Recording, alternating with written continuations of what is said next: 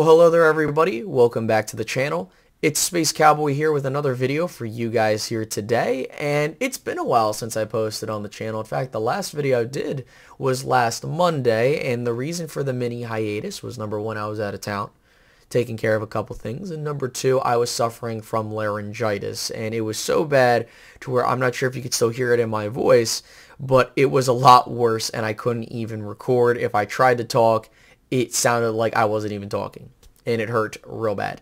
But here I am now, able to record, and we are now a week away from the 2024 NFL Draft. So for the next 3 days in a row, we're going to be doing 3 one-round mock drafts with certain scenarios. Today's scenario is going to be what I would do if the board fell a certain way. The next mock draft you're going to get on Friday is going to be what I would think the Cowboys would do if the board fell a certain way and what we've been hearing. And then the final mock draft is going to be like a dream scenario draft. If this person fell, this would be like a CeeDee Lamb type of pick where the stars align.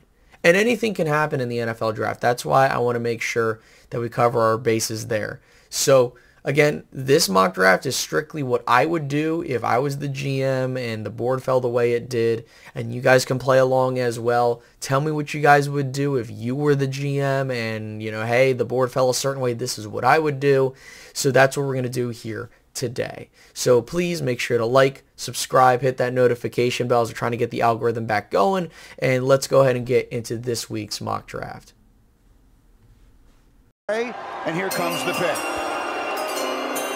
With the 24th pick, the Dallas Cowboys select Jackson Powers Johnson, center, Oregon. Now, this is not the first time that I've mocked JPJ to the Dallas Cowboys, and it's definitely not going to be the last time.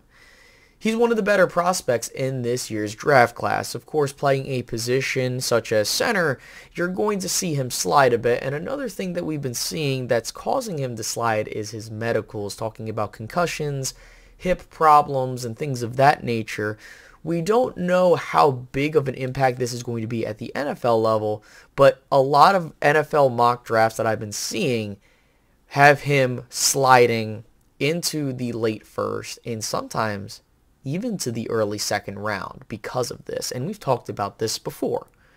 So what are we getting in a prospect like JPJ? Well, you're getting the best center prospect in this year's draft class, and if he does reach his potential, which is on the Cowboys to train him up with how young he is and the build he has at center, I think that you can get an all-pro caliber center for the next 5 to 10 years if he's trained up right. And that is no exaggeration. You also have a guy in Zach Frazier, who I really like in this draft class. He's my center 2 prospect.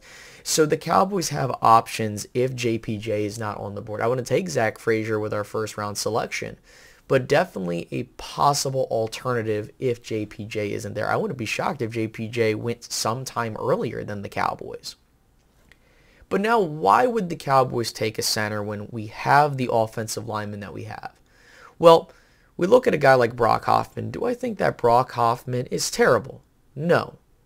But if the board falls a certain way and the best player on your board is an upgrade at a position, I don't see a reason why you shouldn't take it. If we're looking at the long-term aspect of things, you get a guy that's going to be playing at that position for 5 to 10 years. You look at the entire offensive line, you think that Tyler Smith's going to be a 10-year guy. Then you look at a guy like TJ Bass, restricted free agent. You still have 2 more years of control of him, so you see how you do there. Then you look outside of center, because we've already discussed that. Right guard, how much longer can Zach Martin keep going? And then right tackle with Terrence Steele, is he still the same guy, or is he regressing due to the injury? And that's where the biggest thing that the Cowboys can do is try to minimize question marks along the offensive line, the most important position group along this offense. We talk about the quarterback position, some of the skill positions. If you can't block, nothing's going to go for this offense. Point blank, period.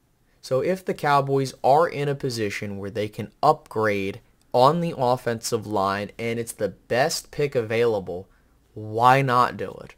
The only way that you would say no to this would be if there's a trade down option or you think there's a better player on the board.